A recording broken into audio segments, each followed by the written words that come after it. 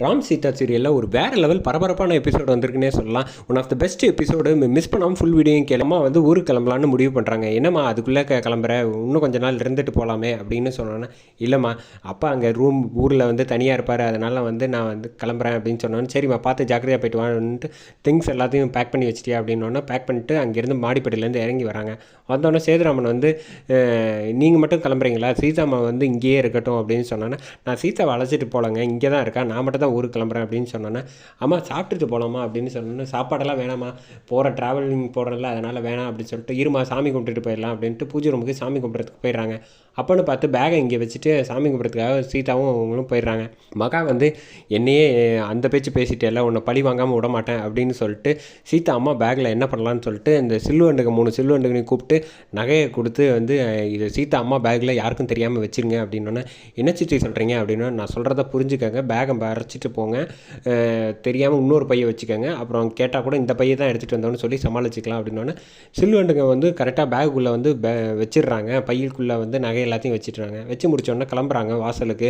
சரின்ட்டு கிளம்பிட்டோன்னு மகா ஒன்றுமே சொல்லலை, எதுவும் ரியாக்ட் பண்ணாமல் இருக்காங்க. என்னென்னு புரியாமல் யோசிச்சுட்டு இருக்கப்ப சில்வண்டுங்க சொல்லலையா அப்படின்னா, பொறுமையாக இருங்க, கொஞ்சம் அப்புறமேட்டு பேசிக்கலாம், அவங்க ஊருக்கு கிளம்பட்டும் அப்படின்னு சொன்னதுக்கப்புறம் காரில் கிளம்பலான்ட்டு சீதா கிட்ட நீ பார்த்து ஜாக்கிரதையாக இருமா, இந்த குடும்பத்தில் கொஞ்சம் பிரச்சனையாக இருக்குது, எதுவாக இருந்தாலும் எனக்கு ஒரு ஃபோன் பண்ணு, நானும் அப்பாவும் வந்துடுவோம் அப்படின்னு சொன்னாங்க. சரி அப்படின்னு சொல்கிறோம். அழைச்சிட்டு காரில் அழைச்சிட்டு அங்கே போகிறாங்க பஸ் ஸ்டாண்டு போனப்போ இங்கே மகா ஃபோன் பண்ணி சொல்லிடுறாங்க இன்ஸ்பெக்டர்கிட்ட, இந்த மாதிரி இவங்க வருவாங்க, கரெக்டாக பிடிச்சி ஜெயிலில் போட்டுருங்க அப்படின்னு சொன்னாங்க. சரி அப்படின்னு சொல்லிட்டு கரெக்டாக பஸ்ஸை ஏற்றி முடித்தோன்னா கரெக்டாக போலீஸ் வந்துடுறாங்க. வந்தோடனே கீழே இறக்கி பேகை எடுத்து செக் பண்ணுறாங்க. செக் பண்ண வேகத்துக்கு உள்ள நகை இருக்குது, எனக்கு எதுவும் தெரியாதுன்னு தரன்னு இழுத்துட்டு வண்டிக்குள்ளே போட்டு அரெஸ்ட் பண்ணி அழைச்சிட்டு போயிடுறாங்க. இங்கே சேதுராமனுக்கு ஃபோன் பண்ணி சொல்கிறாப்புல இன்ஸ்பெக்டர், நகையை பிடிச்சாச்சு, சீதா அம்மா தான் எடுத்திருக்காங்க அப்படின்னு சொன்னோன்னே இங்கே எல்லோரும் அதிர்ச்சி ஆகிறாங்க, சேதுராமன்லேருந்து எல்லோரும். அதே சமயத்தில் சீதாவுக்கு துரை ஃபோன் பண்ணி சொன்னோன்னே சீதாவை ஓடி வந்துடுறாங்க ஸ்டேஷனுக்கு பார்க்குறதுக்கு. வந்தோடனே, என்னம்மா இப்போ பார்த்தியா ராஜசேகர இன்ஸ்பெக்டரோட ஒய்ஃப் இப்போ எப்படி எந்த குளத்தில் இருக்க பார்த்தியா அப்படின்னா, நீ ஒன்றும் கவலைப்படாதம்மா, தைரியமாக இருமா, இது அவங்க சூழ்ச்சி செஞ்சுருக்காங்க, அது நீ ஒன்றும் கவலைப்படாத, சீக்கிரம் சத்தியன் இப்போ வந்துருவார் அப்படின்னோடனே, கரெக்டாக என்னம்மா நினச்சிக்கிட்டீங்க, உங்கள் குடும்பமாக விவகாரத்தை இங்கே பேசிகிட்டு இருக்கீங்க அப்படின்னா, இவங்க எங்கள் அம்மா இன்ஸ்பெக்டரோட பொண்ணு தெரியுமா, இத்தனை வருஷம் நேர்மையாக இருந்திருக்காங்க தெரியுமா, 30 வருஷம் சர்வீஸ் அப்படின்னா, அதனால் என்ன திருடின்னு தான் சொல்ல முடியும் அப்படின்னு சொன்னோன்னே, எந்த தைரியத்தில் இந்த மாதிரிலாம் தெனாவட்டில் பேசுகிறீங்க, யார் சொல்லி பேசுகிறீங்கன்னு சீதா கேட்க ஆரம்பித்தோம். சமயத்தில் இன்ஸ்பெக்டர் திமிரா பேச ஆரம்பிக்கிறாரு. கரெக்டாக வக்கீலோட செம மாதம் என்ட்ரி கொடுக்குறப்பல நம்ம சத்தியனும் மீராவும் வந்தோடனே, என்ன ஹலோ இன்ஸ்பெக்டர் என்ன நினச்சிக்கிட்டு இருக்கீங்க, முடிஞ்சால் இந்த மாதிரி தொட்டு பாருங்கள், நாங்கள் எல்லாம் லாபடி தான் வந்திருக்கோம், அவங்கள ரிலீஸ் பண்ணுங்கன்னா, ஆமாம் திருடியை என்னத்தை ரிலீஸ் பண்ண அப்படின்னு, இங்கே பாரு இந்த லூஸ் ஸ்டாக்லாம் விட்ற வேலை வச்சுக்கிட்டேன்னு வச்சுக்கேன், அவ்வளோதான் சொல்லிட்டேன் அப்படின்னு, என்ன மகாட்டேருந்து நிறைய வருமானம் வந்திருக்கோ உனக்கு அப்படின்னு கேட்க ஆரம்பித்தோன்னே, இங்கே பாரு ஒன்றையும் தூக்கி உள்ளே வச்சுருவேன், எங்கே முடிஞ்சால் செய் பார்ப்போம், கை வச்சு பாரு, உன்னை இங்கேயே உண்டு இல்லைன்னு பண்ணிடுவேன்னு செம மாதம் பண்ணுறாப்பெல்லாம் நம்ம சத்தியன்னு.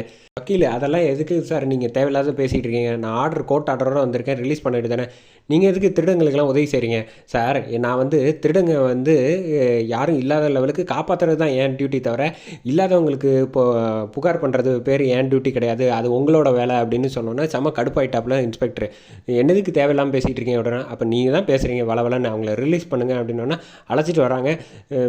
சேதுராமன் வந்துடுறாப்புல இன்ஸ்பெக்டர், தயவு செஞ்சு அவங்கள அழைச்சிட்டு போயிடலாம், வாங்கம்மா வீட்டுக்கு அப்படின்னா, நான் அந்த வீட்டுக்கெலாம் வரமாட்டேன், நீங்கள் வாங்க, இனிமேல் தான் வரணும் தைரியமாக, எந்த தப்பும் செய்யாதப்ப எதுக்கு இந்த பிரச்சனை, சேதுராமன் தான் அழைச்சிட்டு வராங்க. வீட்டுக்கு வந்தோடனே கரெக்டாக தடுத்து நிறுத்துகிறாங்க வாசல்லையே மகா, இந்த மாதிரி கேவலமான திருட்டு கும்பல்லாம் வீட்டுக்குள்ளே உள்ள விட முடியாதுன்னு, யாரை பார்த்து திருடிங்கிற, நான்லாம் ஒன்றும் திருடலைன்னு அவங்க அம்மா சீதாவோட அம்மா கையெடுத்து கும்பிட்றாங்க.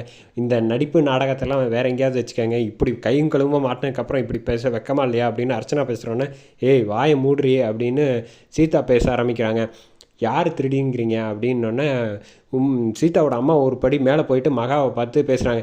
அதான் என் பொண்ணு கண்டுபிடிச்சிட்டால, நீங்கள் செஞ்ச ஊழல் 30 கோடி ரூபாய், அதை தெரிஞ்சிருச்சுல, அதனால் என் மேலே பழியை தூக்கி போட்டு விட்டீங்கன்னு பலாருன்னு வேகமாக யாரை பார்த்து என்ன பேசுகிறேன்னு பலாருன்னு அடிச்சிடுறாங்க சீதா அம்மாவை. மகா இப்படி கை வச்சோடனே எல்லாரும் அதிர்ச்சி ஆகிடுறாங்க. சீதா யார் மேலே கை வச்ச, உன்னெல்லாம் உண்டு இல்லைன்னு பண்ணிடுறேன் அப்படின்னு சொல்லிட்டு சீதா உள்ளே போயிட்டாங்க. உள்ளே போனதுக்கு அப்புறமேட்டு நீங்கள்லாம் எதுக்கு இங்கே வந்திருக்கீங்க, நான் என் புருஷன் வருவான்ல ராஜசேகர் வரட்டும், அதுக்கப்புறமேட்டுக்கு உங்கள் வீட்டில் நான் என்ன பேசணுமோ பேசிக்கிறேன், என் மேலே கை வச்சுட்டேல உன்னை சும்மா விட மாட்டேன் அப்படின்னு சொன்னப்போ, என் பொண்ணுக்காக வந்து இந்த வீட்டில எல்லாம் விட்டு வச்சதே ரொம்ப தப்பு, இங்கே மாதிரி கேவலமான குடும்பத்தை நான் பார்த்ததே இல்லைன்னு சொன்னோன்னே, மறுபடியும் என்ன திமிரில் பேசிகிட்டு இருக்கேன்னு கரெக்டாக வந்து சீதா வந்து அங்கேருந்து பெரிய டுமில் டுமில் எடுத்துகிட்டு வேகமாக வர்றாங்க. அதை பார்த்தோன்னே எல்லாரும் அலற ஆரம்பிச்சிடுறாங்க. என்ன தைரியத்தில் எங்கள் அம்மாவை பார்த்து திருடின்னு சொன்னேன்னு டப்பு டப்புன்னு டுமில் டுமில்ங்கிறாங்க. எல்லாரும் பார்த்து அலறாங்க. மகா வந்து என்ன பண்ணிகிட்டு இருக்க அப்படின்னு சொன்னோன்னே, மகா நெத்திலேயே வந்து கரெக்டாக வந்து அந்த இப்போ நீளமான பொருளை எடுத்து வச்சு, என்ன தைரியத்தில் நீலாம் பேசிக்கிட்டு இருக்க, நீலாம் இருக்கிறதுக்கு இல்லாமே இருக்கலாம், எங்கள் அம்மாவை பார்த்தா இந்த பேச்சு பேசுகிற அப்படின்னு டம்முன்னு சொல்கிறாங்க. அதை பார்த்தோன்னே இல்லை கையெடுத்து கும்பிடாத குறைய மகா உயிர் பயத்தில் அலறாங்க. அப்புறம் வந்து சேதுராமன் வந்து அதை சமாதானப்படுத்தி அழைச்சிட்டு போயிடுறாங்க. சீதா, தயவு செஞ்சு இவ்வளோ கோவப்படக்கூடாது, ஏதாவது ஆகிப்போச்சுன்னா பிரச்சனை ஆகி போயிடும், இப்போதைக்கு நீ அமைதியாயிரு, அம்மாவை வந்து நான் ஊருக்கு அனுப்பி விட்டுறலாம் அப்படின்னோன்னு, விடுங்க அங்கிள் எதுவாக இருந்தாலும் நான் பார்த்துக்கிறேன் அப்படின்னு சீதா கத்தி மிரட்டுறதோட எபிசோடு சூப்பராக முடிச்சிருக்காங்கன்னே சொல்லலாம்.